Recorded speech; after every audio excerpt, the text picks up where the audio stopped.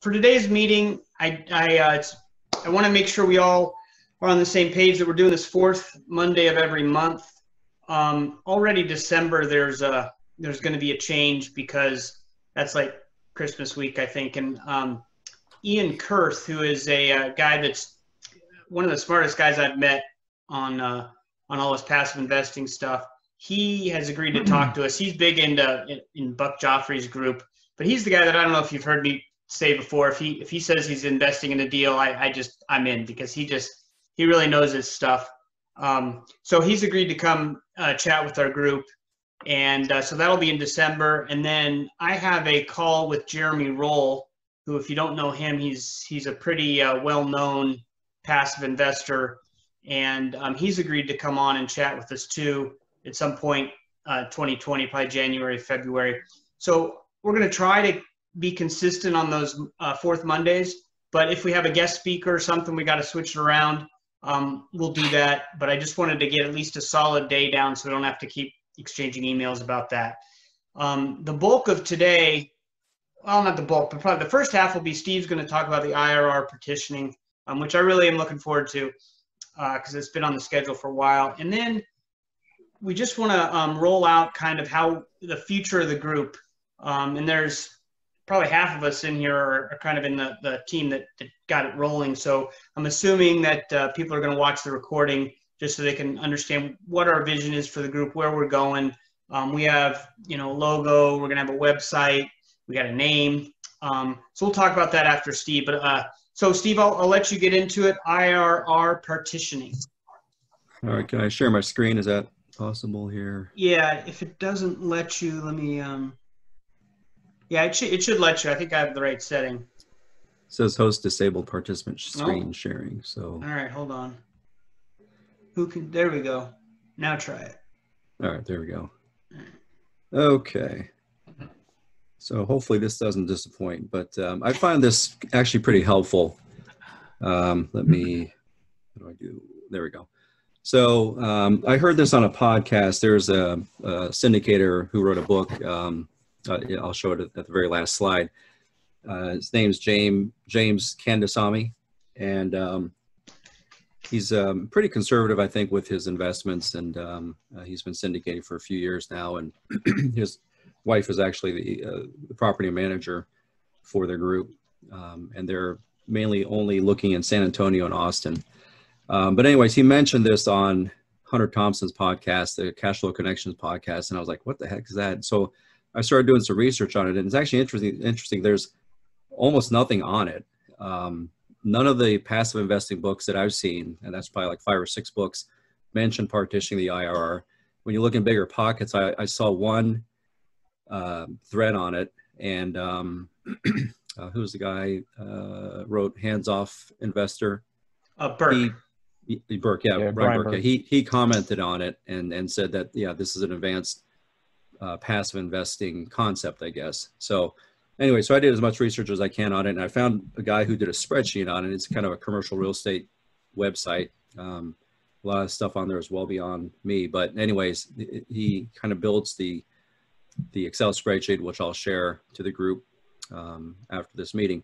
But anyways, as you know, internal rate of return is a metric. It shows the average annual return that the investor gains over time. So it's expressed as a percentage, and the IRR combines the profit and the time value of money. That's the key to that. That's the difference between that and annualized return. So the partitioning of the IRR includes or splits it up into 2 types of cash flow. That's the cash flow from operating activities, which is called CFO, and or essentially that's rental income, late fees, pet fees, those kinds of things, laundry, that kind of stuff. So that's kind of like current cash flow. And then there's a cash flow from the sale of the property. So why is this important? Well, the IRR partition essentially tells you what's the risk of the investment. And, you can expect a certain amount of cash flow or rental income at the outset when you're investing in these syndications.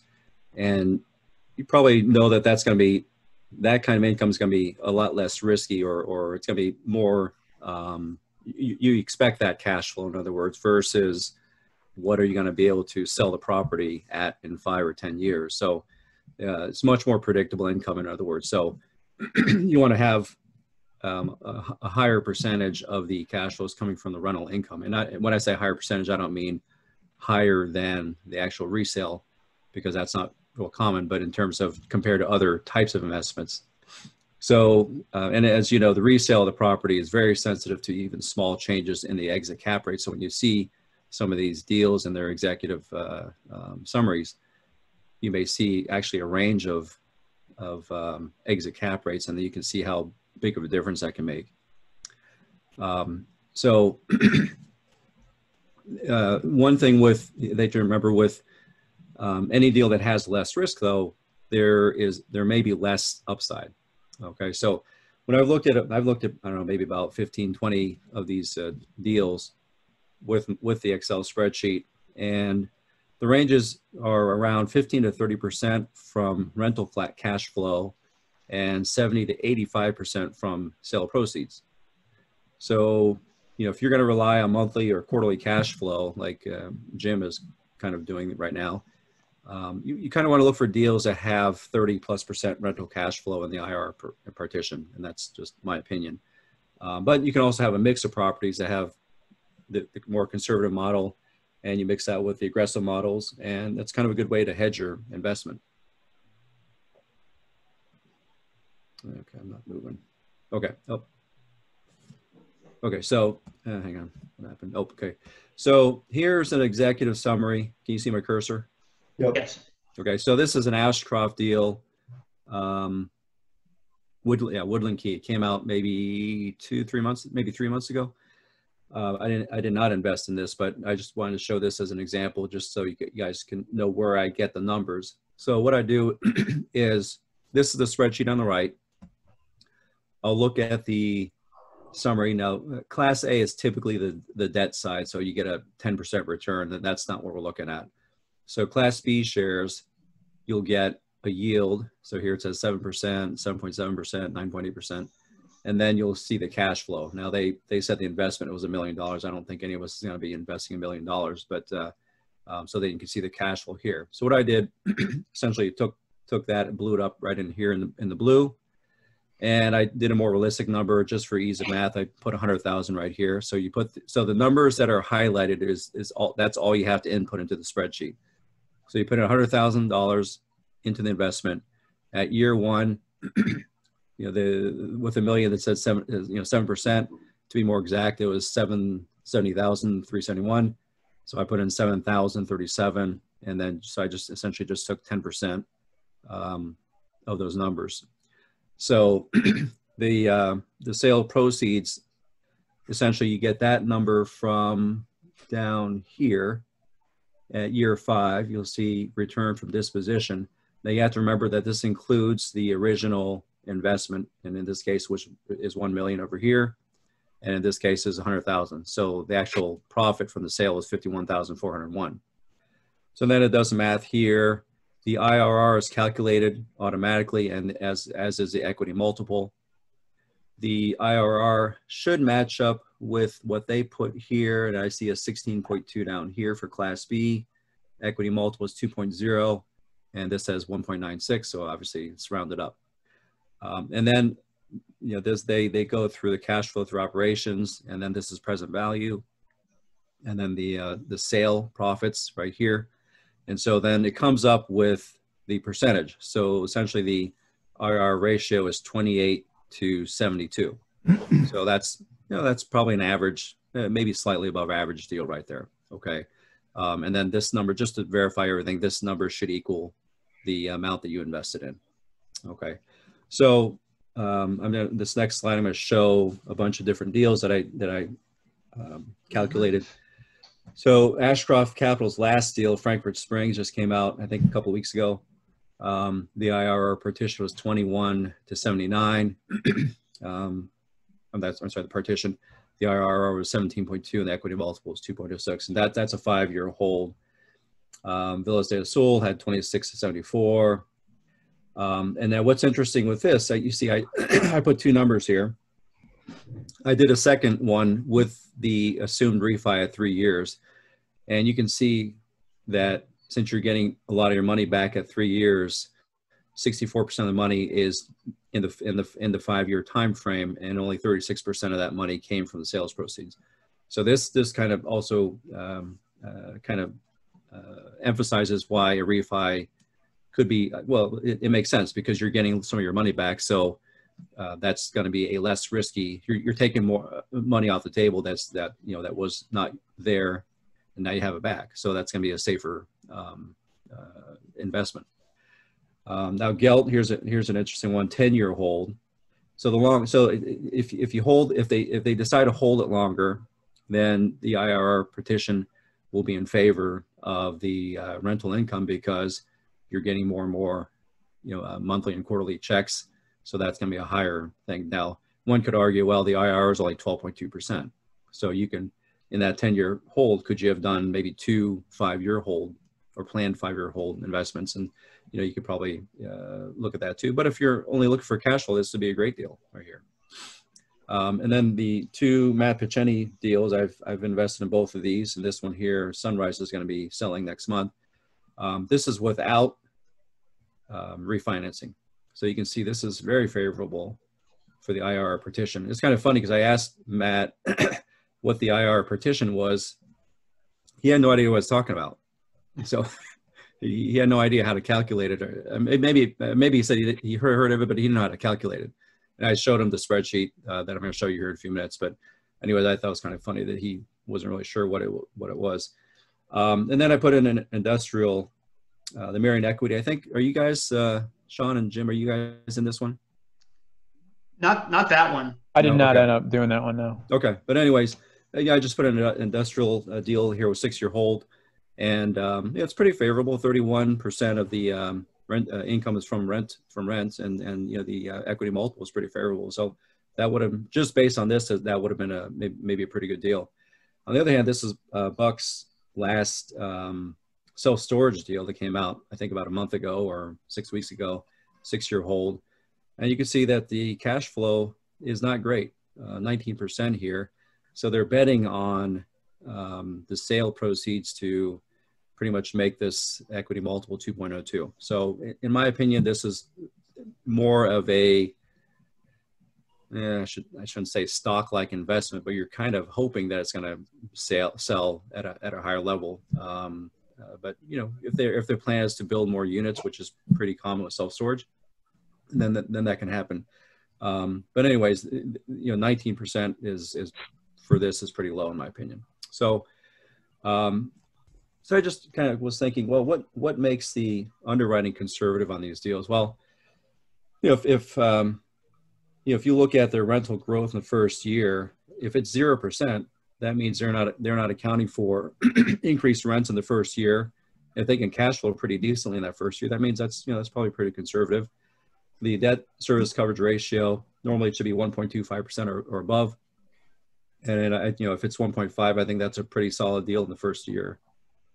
If the break-even occupancy is less than 80%, then that's good. I like to see typically around 75 or lower. Banks always want to see at least 85% apparently.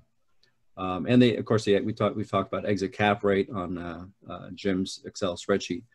I like to see at least about a 1%, or at least a scenario with a 1% above entrance cap rate, because if you are equal to if the exit cap rate is equal to the entry cap rate, I mean, it's almost like you can't lose money on that one, but that's probably not too common of a scenario. So I like to see at least 1% or above.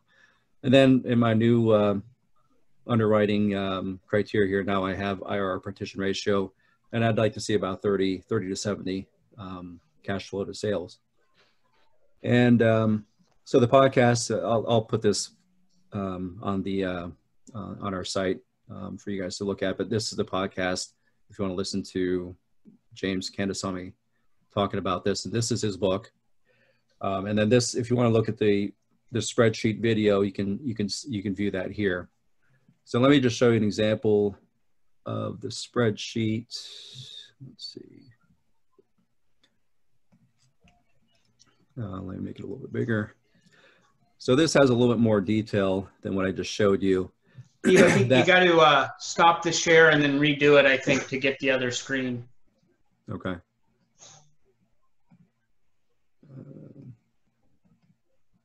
Is that better? Yep, now we got it. Okay. So this is the blank spreadsheet that you can get, or again, I can forward this to you guys too. On the right side here, there's an equity multiple partition, and I made this part here, the net profit partition. I found after doing all these deals, you can see down here, I've done all these deals down here. It's really not that helpful. Neither are that helpful. I think the IRR partition is what you really want to look at, and you can look at this just to humor yourself. But the net profit partition, essentially, how much did you actually gain in cash flow from rents? How much did you gain from the sale? And then I took out the original investment here. So you go to year one, the cash flow from the operations, and let's say you put in $4,000. So that's how much you theoretically are getting. Then the next year you get 5,000, and then let's say you get 6,500 the next year, and then you get let's say 7,000 here, and then let's say 8,000 here. Okay, and then so year five, the end of year five, you sell it. So that's going to be 100,000, and let's say I don't know, $150,000, which includes 100,000 that you invested. So that's an IRR of 13.5%, and the equity multiple is 1.81x right here. Okay, so then it does a partition. So the CFO is only 20%, and the sale gives you 80% of your money. So now if you did, let's say we had stronger cash flows, 6,000 and 7,000 here, 8,000 here, 9,000 and 9,000. So, and you had the same sale, you can see that it increases that. Okay, so when you increase the cash flow from operations, and that increases your percentage here, obviously. And then if you have a refi, so let's say 50% of that's refied, you get 50,000 back, and then you got to back out the 50,000 here, so that's going to be 100,000. So 50,000 from the sale and 50,000 from the from the original investment. You can see how much that jumps. So this, since you got 50,000 back here at year three, now you only have 50,000 out there that you invested that's not back yet. Hey Steve, so, why wouldn't you put the 50,000 in year three sale proceeds? Right there. Well, I've done this multiple times. Let me show you here. So if you do that, then that's a good question. And I've played around with this multiple times. I don't think that's right. And I can't say that this is wrong or right, because I've never seen anyone do this. And I'm the only person that I know of that's tried this. And the video didn't show a refi, that the guy who made this Excel spreadsheet. So when I've done this, though, when you look at cash flows from operation, and essentially my definition of this line here is cash flow before the sale, or what money have you gotten back. So that gives you a 24% right here, right? So to me, since it's a time value of money, you're getting $50,000 back. Okay, so and that should make it a safer bet, right? So that's, I mean, if I take that out and put this back to 150, well, that was 24 and 76, I think. See, so now it's 25 and 75. So that didn't really do anything in terms of changing the IRR partition. I may be completely wrong on that, but in my opinion, that should be, because you're including the sale proceeds here and the original investment down here. This is definitely not a safer investment over 5 years than if you were to refi at year 3 or year 4, whatever. Yeah, I guess I've only seen this just now, so I have no clue. But my thought would be if you're in year 0 thinking about doing this investment, and they say there might be a refi in year 3, that's kind of like that's a risky, that's the appreciation or the speculative part of it, rather than the consistent cash flow part of it, which is why I don't know. Well, that's why you want to look at it both ways, though, too. Yeah. And let me show you one. The Villa State of Seoul. So here's a Western Wealth deal, and they did talk about refinancing in 3 years. So here's the cash flows per year. And then this is down because now this may not be, 4 and 5 may not be right because they did a refi at year 3 here. Okay. Okay. So when you look at it, it's 26% and 74%. Okay. So, but if you are able to refinance it, then you can do the scenario with the refi in here. And then now it's it should be a much safer bet because you got $68,000 back. Yeah. No, right? That makes sense. Yeah. So that's my opinion. Again, I've never seen anyone do that. So I'm just guessing that that's what it should be because it's much safer when you get your money back. So. Oh, this is great. This is another metric we can put in that. Yeah, you can make it a separate tab on your deal analyzer.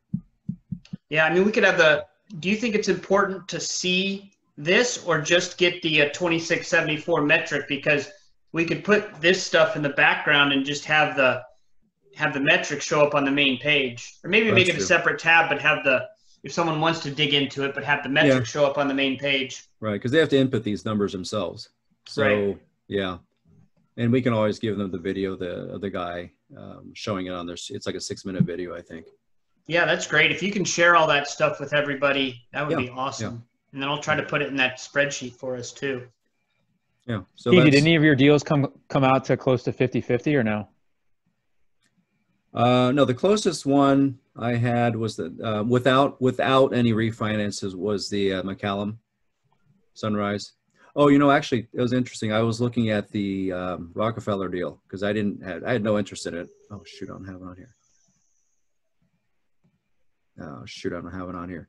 But anyways, I did the Rockefeller deal, and it was, I think there was a refi in it though, but that came out pretty favorable too, actually. But that's a 10-year haul. So if you remember that one deal, the Gelt deal that was Silverwood, yeah. So you can see the numbers here. You're getting pretty nice cash flows here every year for $100,000. And then, so it's 40, 60. So yeah. So to make I guess you're right, Sean, when the longer the deal goes, the closer you'll get to 50-50. Mm-hmm. But again, can you do better by doing 2 5-year deals? I don't know. I'm not, right. I guess you have to kind of look at that. But if you just want the steady cash flow, this is, the longer deals are better, I guess. Yeah. So, cool. So anyways, so I was talking to that author, James Kandasamy, a couple of weeks ago, and he's coming out with the second edition, right? This book's like, I think 2018, 2019. And he's already coming out with the second edition of this. And he said he's going to have I think you call it like the Dark Secrets chapter, and he's going to include IRR partitioning in it. Yeah, I didn't see IRR Partitioning in his current book, but I'm only halfway through. No, like I said, none of those passive investing books have it in there. Yeah, Not even his. I was looking for it. Yeah, so so this is I think something that people might start looking into more and more. Yeah, it's awesome. Love it. Interesting. Yeah. Any other questions? So, and just thanks for sharing. Just to look at that net profit partition also, just so you can see it. Essentially this is what is the cash flow total from the rents, and then what is the cash flow at the end, and then you back out the 100,000 original investment. So then you see what did you get, and is that important? And not really to me. I mean, it's not that important to me. And the equity multiple, I'm not even sure what to make of that. So I don't know why he put that in there. So that's interesting, Steve. I'm excited to put this in our deal analyzer. So that's great. Yeah, sometimes like I was a little disappointed with was it West Terrace? I couldn't find the sale proceed. He had no data on that. Now I could have emailed him, I guess, but he had nothing there. So this is incomplete. Huh. Did he not have the multiple in there? No, I don't think he had anything in there. So I didn't know. Interesting. And I know he told us on this thing that he doesn't like IRR anyway. Oh, so, yeah, that's true. Yeah, so I think you have to ask for that number, the sales proceed number. But everybody else, I mean, you have to kind of dig through it a little bit. and look at them. Like Western Wealth is pretty good at giving all the numbers. Ashcroft is good at giving all the numbers. Nighthawk Equity here, not sure why that was 0, but they were, I think I could get all the numbers there. This was a refinance right here, so you can see how the cash flow decreases right here. Yeah, wow. By a lot. So, but you are getting a decent amount of your money back. Hey, Steve, on that West Terrace, I must have asked him for it because I've got a multiple of 1.51. Okay, but I need, yeah, I can put that in here, but that's calculated automatically when I have the number right here. So if I knew what this number was, it's going to be at least 100,000, right? Plus, it should be 151 maybe. Isn't that how? Yeah. Oh, is it 151? Yeah, I could be wrong. I thought that's how it worked. Nope. No. Well, that's the other thing. You got to pick out the cash that he received already. Yeah. What was that equity multiple? 151. That's it. That's pretty low. So sometimes you can just put in numbers. So that's not that great. No, that can't be right. There must be something missing. That's not going to be. The equity multiple is only 1.51. No, that's what I have. That's really low. Huh. Okay. Well, anyways, I'll go back through my notes, but that's what I put on the spreadsheet. Yeah. So okay. Well, I'll share this, like I said, and you guys can look through it. Awesome. So. Yeah, thanks for running through all that. That's interesting. Simple to fill out, really, as long as you find the data, I guess. But, very simple, yeah. Yeah. But yeah, if that's another trigger for like I said, and you can use it for self-storage. I think I did a this was interesting, harvest returns. I don't know if you guys regenerative Oh yeah, I watch those guys too. These the cash flow is insane on these, and I've not invested with these guys, but I mean to get $76,000 back from $100,000 investment in year 2, and then 40,000. I mean that's insane. So I don't know if that's real or not. Yeah. So it's the 3.5 multiplier. That's pretty right. good. Right. Yeah. That's crazy. So, I mean, if it's true, that's great. But do you think like things like self-storage are always, would they have a different kind of barometer to them that you would expect more? That's a good question. Or 1090, 2080 is good for self-storage. Just thinking that cash flows. You could be right. Yeah. Anyway. Right. Yeah. Because I know a lot of them will. Their idea of improving the property is to add more units. Yeah. So that's going to create more cash flow, but that didn't really pan out here. I mean, this is 4,000. I mean, that's not very good cash flow. Right. So. And I'm asking you like you're the expert on it. Sorry to do that to you. No, I don't have any barometer, like I said, on self-storage. So maybe you're right. Maybe it is going to be maybe 2080. You're right. 1981 is really good. I don't know. Yeah. Like it or not, Steve, you are the expert on this. Well, if you ask other people about it, I mean, like I said, Matt wasn't even sure what I was talking about. Yeah. No, this is great. Yeah. Yeah. Interesting. But yeah, it's just another way to kind of tease out the risk of the investment, I guess. So, any other questions? All right, I'm going to stop the share here, Steve. Yep. Okay, so that was great. I must be a nerd, but I've been looking forward to that for a couple of months. All right, so now I'd like to talk about kind of the future of our group and where we've been going on things. And so I'm going to attempt to share my screen, and I have a PowerPoint too, so it's not just, oops, hold on a second. So hopefully, can you guys see that? Oops, that's the other part. Hold on, slide 1. I was telling Sean I have not used PowerPoint in a long time, so.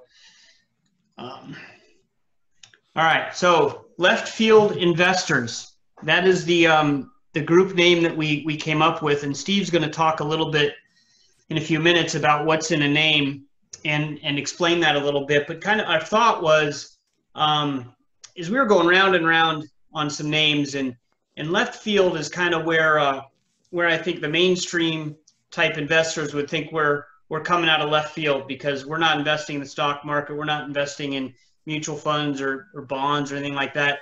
It's the alternative investment. So left field felt like a a good place to start for us.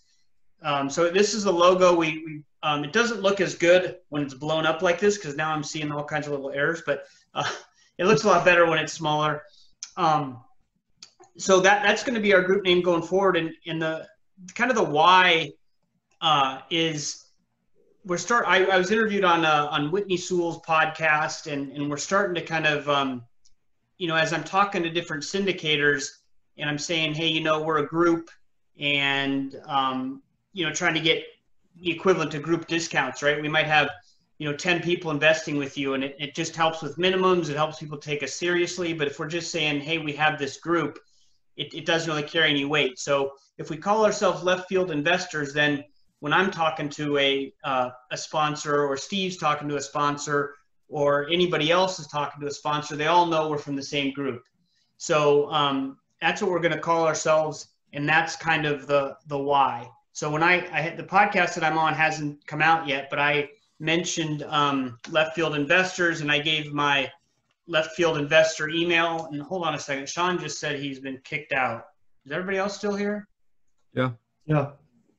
All right, so I gotta, hold on a second. I'm sorry, I just gotta let him back in.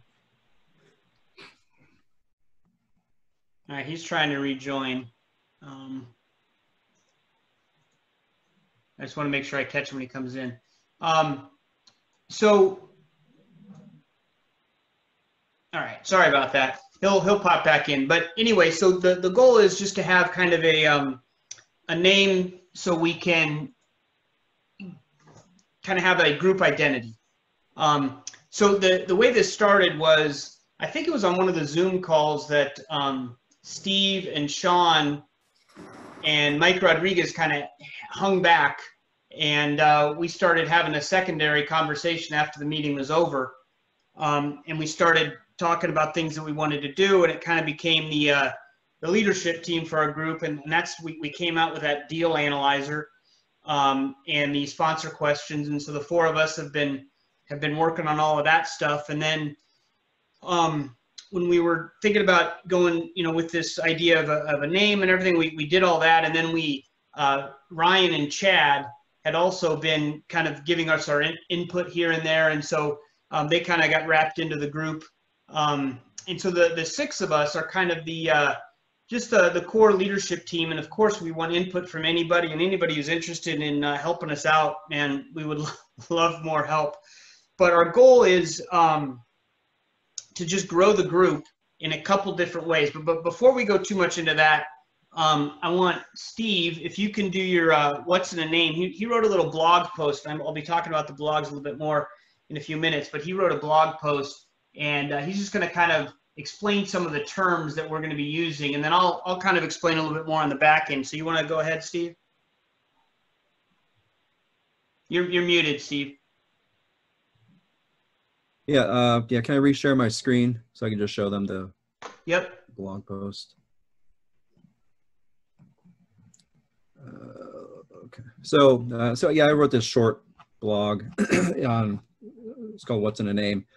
So just the first paragraph just kind of explains what we're doing, and we kind of wanted to have a unique name like Motley Fool or Bigger Pockets. So I remember Jim just kind of mentioned something about left field one time. I was like, oh, that's interesting. So then we kind of hung on that. So, but as Jim said, left field out in left field means you're kind of it's kind of an unexpected position or viewpoint, and we thought that was kind of interesting to use in terms of investors. So the left field investor or left fielder, as we say, is a person who thinks differently than the traditional Wall Street investor.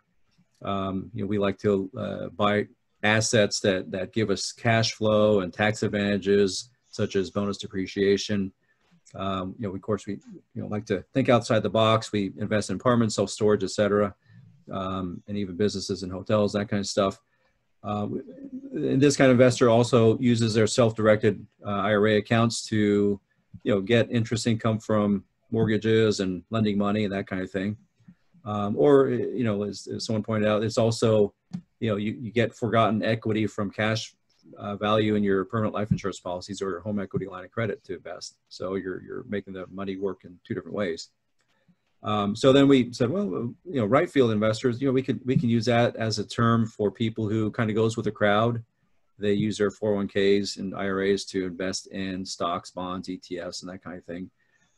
So they're the more traditional investor. And then I added here, you know, that's the person who, like my parents and probably many of your parents and that kind of thing, who want to retire with a nest egg that will hopefully sustain them for the rest of their life. And then we thought, well, you know, center field, that's kind of in between. And those are maybe people who are in the process of using some of their traditional IRA money and investing more into left field assets, and or someone who's trying to find a balance between the two, although that's not really our position. But you know, I'm kind of in center field right now, and I have a lot of money in the 401k that I'll probably keep in there for a while. But anyways, you know, hopefully they will at least recognize that there are a lot of tax advantages and less risk in the left field versus the right field. And then we're going to have an infielder group, which is kind of like the mastermind or the inner circle group will have some sort of fee associated with that.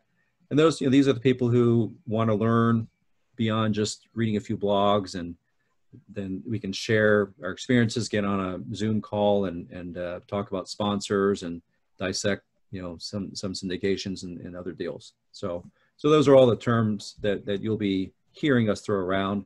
And you know, I think it kind of makes the group a little more unique when we use these kinds of terms. And hopefully it'll be, you know, hopefully when the website comes out, a lot of people from everywhere will start joining, and they'll start using these terms, and you know, that'll be kind of fun.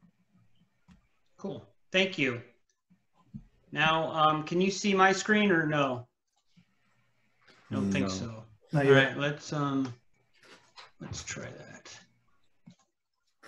Now you can, I assume? Yep. Okay, so I kind of want to go through kind of what we're calling the tenets of left field investors and explain a little bit more. But before I do that, you know, Steve mentioned the infielders, and we haven't quite figured out how we want to do it or what we want to do, but there's going to be two separate groups.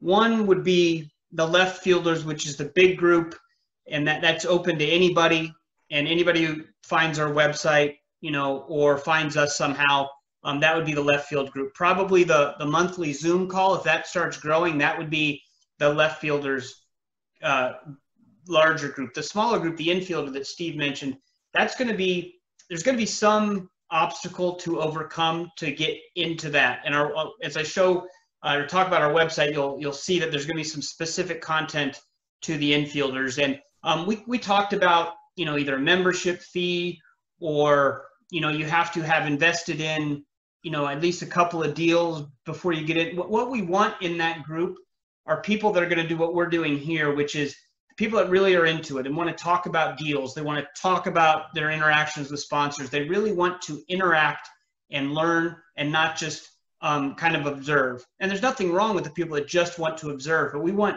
people who are really going to help us grow our businesses as much as we're going to help grow theirs. So however that fleshes out, we're not sure. What we're going to do, and what we're doing, is we're just building this thing, and we're just going to throw it out there, and then we're going to improve it as we go, and see what it turns into. Now, our thought is, for the people that are already in the group that we have here, you will automatically be infielders, so you don't have to jump through the hurdles or anything like that. So, but that's kind of our initial idea. So then we came up with the tenets, or the philosophy of left field investors, and we spent a lot of time kind of digging through this, and I want to share those with you now. So we're a community of like-minded passive investors who challenge conventional wisdom with non-traditional investment alternatives. So, and again, when we're talking about this, I know this is a lot of words and stuff, but these are the kind of people we're looking for, and this is the kind of community that we're trying to build. So we're passionate about learning. I mean, we're digging into IRR partitions. If you're still awake, you're a left fielder. Sharing resources and collaborating with others who share our mindset. We're trying to reduce our tax burden and unpredictable market swings by reallocating investment dollars from the right field to the left field, because most people that are going to join this group are going to have a bunch of stuff in the right field and be in the process of or thinking about transitioning some to the left field. We purchase real assets that produce reliable cash flow and provide the opportunity for building equity. And you know, that's one of our main things here is real assets with cash flow. And the equity is kind of, on most of the stuff is just going to be a bonus. And this is, you know, one of the keys. We value networking with investors and sponsors we know, like, and trust. So I know this is big in passive investing, the know, like, and trust thing, but I really think that it is a big deal, and so we wanted to focus on it. So those are the tenets that we have, and what we're kind of starting off with our philosophy. This isn't the philosophy and the tenets of left field investors that we're going to have 5 years from now. This is where we are right now, and our hope is to grow and change and progress. So this is kind of our current philosophy, and this also we'd like to get feedback from everybody on once you have time to think about it and digest it. So with that, I do want to show our partially existing website. You guys can't see that yet, though, can you? I gotta do that share thing again. Sorry, hold on a second. Share screen. So this is our website with the old logo, and the get ready, something cool is coming soon. So it's not really there. But I do want to talk about what our website is going to look like. It's going to have a blog, and you know, some of us have already written some blog posts, and we're going to figure out how to send those out when somebody joins, and so there's a lot of things we haven't figured out, but we're going to be asking some of the people here to come up with some ideas for blogs, because I think that the more information we can get there from actual investors is great. We're also going to have resources, which will include links to books, to podcasts that we like, to events that we might be going to if we can get back to olden times when people could travel and be together. We're going to have lists of syndicators. So this will just be their websites, just listed out with no judgment on them, just saying, here's some syndicators we know of, because I don't know of one single place that has a huge list of syndicators, you know. So I'm searching podcasts, referrals, we're searching everywhere for new syndicators, and I think that's a nice way to have something there. And then we'll probably have some kind of general discussion forum on there where you can post questions and things. And then we're going to have a membership website where you click on infielders and you type in your password and your username, and that will take you to the membership only place. And in there, we'll have our meeting recordings. We'll have podcasts there that maybe our members have been on. And if we eventually, we might even do a podcast, so we'll have that in there. Tools, the deal screener, sponsor screener, IRR partition, anything else we come up with will be in there. We're also going to have reviews of syndicators. So we haven't figured out exactly how we're going to do it. There's some other websites that do it, but in this place, we're going to have people talk about their experiences and maybe even rank and rate different syndicators, so that, you know, another infielder can go in and say, okay, here's the experiences people have had. And all of this will have to be monitored by us, but that's the plan. And then we'll also have maybe another forum for deal discussions, because one of the things that I don't know that we've been doing a great job in this group yet is sharing who's investing with whom and what do you think about that. Like Buck just came out with a deal. I don't know who's investing in it, who's not. You know, I know there's some other, Ashcroft is coming up with deals, passive investing, and Dan Hanford's coming up with deals. There's all these deals floating around, and I just feel like there isn't enough discussion among our group, and so I'd like to try to facilitate that. So that's kind of where we're at. We're a nice lady in India is building our website. A nice young man in Pakistan made our logo. So we're kind of doing this on a shoestring budget, just to kind of get it off the ground. So that's kind of where we are. At this point, I'd like to ask Steve, Sean, Chad, or Ryan, if I missed anything, if they want to say something. And then after that, since we only have 4 other people here, if you guys have any feedback or thoughts, we'd love to hear it now. If you don't, that's fine too. You can send an email or something. But I just kind of like to see what people are thinking. And first with the leadership team, is there anything I neglected to say? Or anything you guys have to add? I think you covered it pretty well. Yeah. Yeah, I think you did good.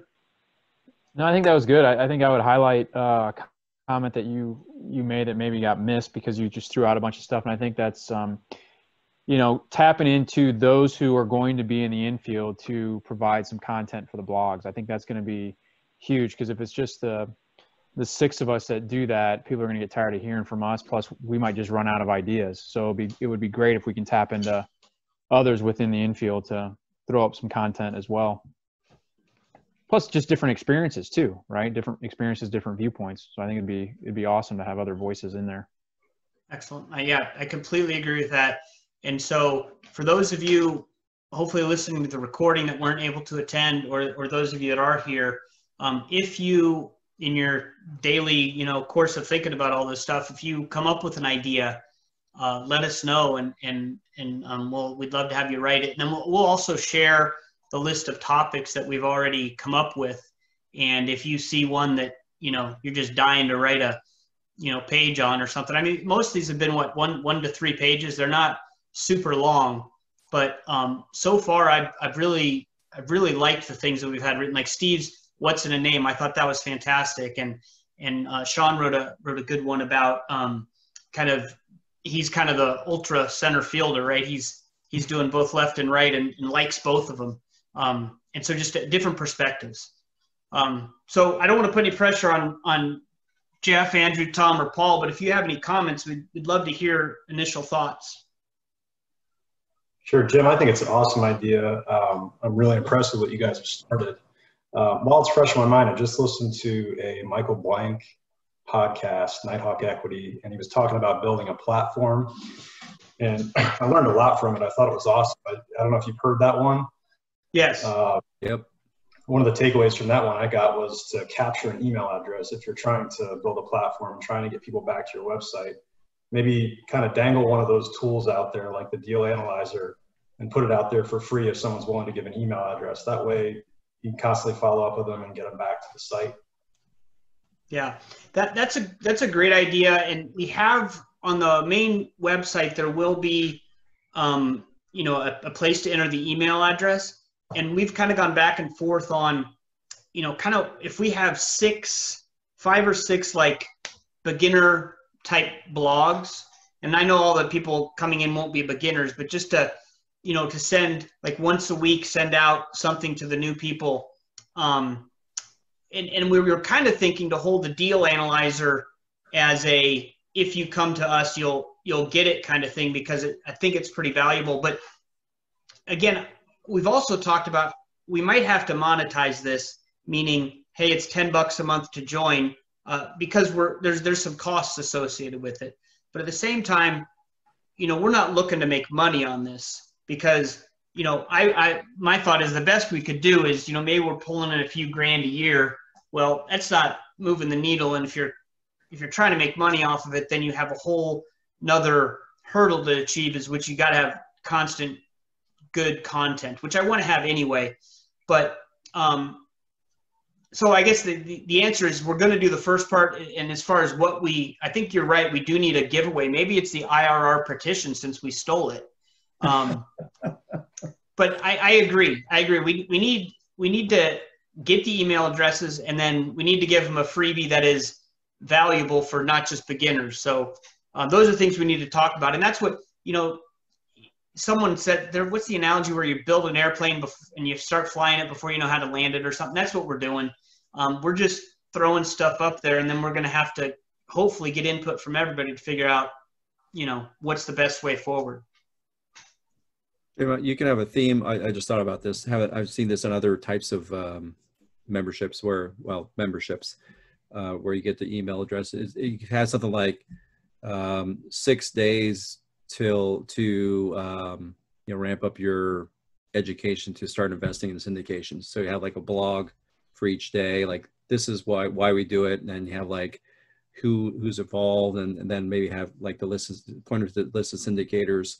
You know, just kind of like each day you have like a little blog about building up to, after day 6, you'll have some confidence in terms of, you know, how to kind of vet a deal, how to vet sponsors, how to interview sponsors, and that kind of thing. Maybe not invest in, but maybe at least get the courage enough to ask appropriate questions to vet a sponsor, for example. And then you can have some not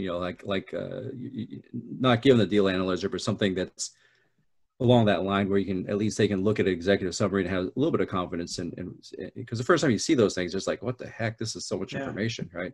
So that might be something to do so that they have a little more confidence after 6 days of reading our blogs. We could also give out half the analyzer, right? Just give out the primary, secondary metrics and say, you get the full analyzer if you join our infielder group. And again, I don't want to have a crush of everybody. If we have 500 people in the infield, it's going to be a lot harder to have intimate conversations like this, right? So we just have to figure it out as we go, I suppose. But I like the idea. Jim, I think it's a great idea. Two things come to mind. Your story about what's our name. Folks would ask me, so what call are you going to be on tonight? It's some kind of a passing call. Well, it's our Coin Pig group. Well, that doesn't sound all that great, right? So right. I kind of like the name, the rationale behind it. Steve, I thought that was a great way to kind of, talk through what is a left fielder, what's a center fielder. I think the other thing that I like about this is once we get rolling, I think we're going to capture the attention of the syndicators, because if we're going to start to evaluate and rank and provide, hey, here's what our experience was, we're going to have some stickiness with them. And then that kind of feeds into the podcast thought of, now let's get them on the show and let's kind of talk through things. So I like the idea, of the rankings and kind of, connecting the syndicators into this somehow. So I think it's got some legs for sure. I'm glad to be part of it. And I also, just one last thing, I've learned a bunch from you guys, just even going through these spreadsheets. These are great, just to understand kind of how to do some of the calculations, but being able to contribute back through blogs and, through other ways, for myself personally, I think it's a great opportunity. So no, I think it's a good start. Good work, guys. Awesome. All I heard, Tom, was that you want to write a blog. So that's fantastic. You heard blah, blah, blah. I'll write the blog. Blah, blah, blah. Because I heard the same thing, Jim. Wait, I have to communicate better. I don't know what's going on. No, that's awesome. I appreciate the feedback. That's great. All right, anybody else? On the blogging note, Ryan Mainwaring and I have a blog for one of our businesses using Ghost.io. It's a super simple platform to get set up, and it's very easy for you to put someone as an editor and then put other people as writers and give them different permissions, scheduled posts, email newsletters, subscribers, posts that are public, posts that are only available to subscribers. If you guys have any interest, I can send some info over on that. Might be an easy way to get started. Yeah, I'd love that. I assume there's a way to incorporate that into the website, because we would like to host the blogs on the website, but if that's I'm not sure I'm understanding completely, but if that is a blog management tool that could be hosted, that sounds fantastic. Yep, there's hosted options and there's self-hosted options. Depending on what the website ends up looking at, the easiest option is probably just to have a link that directs it to the blog site using the same domain and everything, just hosted somewhere else. I've set that stuff up before. I can help with some of that. Oh, that's awesome. Yeah, because we're, like I said, the website's being built kind of on the cheap in India. And my hope is that once it's built and set up, then, I or anybody else who wants to help out with that can kind of learn how to make some changes and things like that. But then once the shell is set up, if we need someone local or with more expertise who's going to cost a little bit more, we can do that. But I wanted to get the shell set up at I use Upwork, which is pretty affordable, but just to get the thing going. But if you have ideas on how to integrate, what is it, Ghost.io? Ghost.org, and I think Ghost.io goes to the same place. Okay, yeah, I'll check it out, and I'd love to maybe if you have a link to something you guys have already done, it'd be interesting to see just kind of what it looks like as we're trying to set this up. That'd be fantastic. Yeah, he's got some out there. He just sent them to us, Jim. Yeah, oh, he did? Okay, perfect. Yeah. Yep. Oh, the benefit with something like Ghost, the reason we're using it is because I spent maybe 45 minutes making everything nice and pretty and customized. Whereas doing self-hosting, I think it would have taken 45 minutes just to get a server spun up. Yeah. Okay. That's great. Yeah. And I see you put up some podcasting software too. I think, if this goes, and becomes even a little bit popular, I think the podcast will just flow from it. I think it would be very easy to do a, periodic podcast where one podcast we interview an infielder and the next podcast we interview a syndicator and just kind of go back and forth, because I know that if I sat down with each one of you and asked your passive investing story, it would be starting from completely different places and ending up here, but also completely different places, right? We're all doing completely different things. And so I think that would be really interesting. And I think our focus is, I'd love to help people who've never thought of this, never done any passive investing. I'd love to help get them into the left fielders group. And then for those that are serious, I'd love to get them in the infielders group, because what this group has done for me is, to be honest, I didn't think that when we started this, there were very many people that had invested in any deals. I knew Steve had, but for the most part, and Ryan, but he wasn't here at the beginning. No offense, Ryan, because you're so far away. But when we were just doing the pre-pandemic olden times, let's go meet at a restaurant, I didn't imagine that I would get this much out of it. But I have learned so much more than if I was just sitting, reading a book and doing what I used to do. So, I think getting experienced people in here, they'll get a ton from it. And then getting people that have never heard of it and helping them get out of the right field and at least get a toe into left field. I think, that's kind of our vision for this. And those are our goals. And like I said, I don't know that we're looking to monetize that. I don't even know where it's going to end up, but we just thought we got to start somewhere and see what happens. And so this is kind of our unveiling. So any other questions, comments? It is 8 o'clock. Look at that, on the dot. All right, so our next meeting is, I think it's the Monday of Thanksgiving. And I know that's a travel week, but I don't know if people are actually traveling. So we're gonna keep that meeting unless I get a bunch of emails from everybody saying it's not possible. And I don't recall what we have, who we have speaking. I thought we had some. Oh, I think we're gonna get Mad, aren't we, Sean? He's muted, but I think we're gonna maybe get the triple net guy. Is that what we said?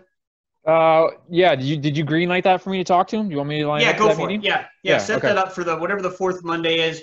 Sean and I are in a couple of his deals. I think Paul's in one, maybe two, and I don't know who else is. But I really like these deals, so it's just something different than multifamily. We'll have him talk for a bit, and then our December meeting will be Ian Kurth, and I don't know what he's going to talk about, but he's just he's a smart guy, and really I just want to get him on so we have him recorded, and I'm going to say, hey, do you know what IRR partitioning is? And he's going to have his mind blown, and he'll think I'm smart. So that's really what I'm trying to do here. It's a setup. All right, so that's all I got. Anybody else?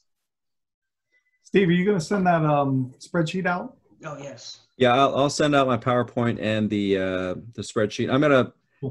Do you guys think that net profit partition and that equity multiple partition? I think that's more confusing than anything. I could just take that out and then just put some of the examples in. Is that okay with you guys? How about you leave them in, and I'll hide them in the version I do so that it's in there if we ever figure out what it means. Well, it doesn't mean anything to me, so I don't know. Well, if it doesn't mean anything, you can take it out. Yeah, I don't think it tells me anything. So all right. I hate for that work to be lost, though, Steve, that you did. Well, no, I'll still have that version of it. So I mean, I'll put in, and that's. I mean, I guess I can. Do you want me to send all those examples too, or do you want just the? Just the main sheet would be good enough. Whatever's Okay. easiest for you. Yeah. And I think, at some point I would like to have on our website a central depository for, a deal analyzer, so we all don't have to do it, right? So if a deal comes in from Ashcroft and Steve does the analyzer, I know, like, and trust Steve. So I'm going to say, all right, I'm just going to look at his. I'm not going to go digging through it all. That's a great right? idea. I like so that. that's the infield stuff. Now, if it's some Yahoo like Sean does it, I'm probably going to redo it just to check his work. Sorry, you told me to stop giving you crap in these meetings. I can't stop myself. I did not say that. So Jim, to that, maybe Steve, you go ahead and send the whole workbook over. That way, it's if you've already done the work. Yeah, I mean these are all done. The start well, to that. they're pretty much all done deals, but the one that last Ashcroft deal I think is not is still open, I believe. But anyway, no, I think can leave that'll it help. in there. That'll help because we're trying to figure out our metrics, right? Is it between this and this? And that's a great start to look at. Yeah, and I've got those oddball deals like the harvest returns and the self storage, and so you can look at that, I guess. Cool. So yeah. All right. Well, thank you, everybody. Good. And let's keep sharing emails, but otherwise we will see you in a month. Cool. Sounds good. Thanks, guys. All right. Thank you all. Thanks, guys.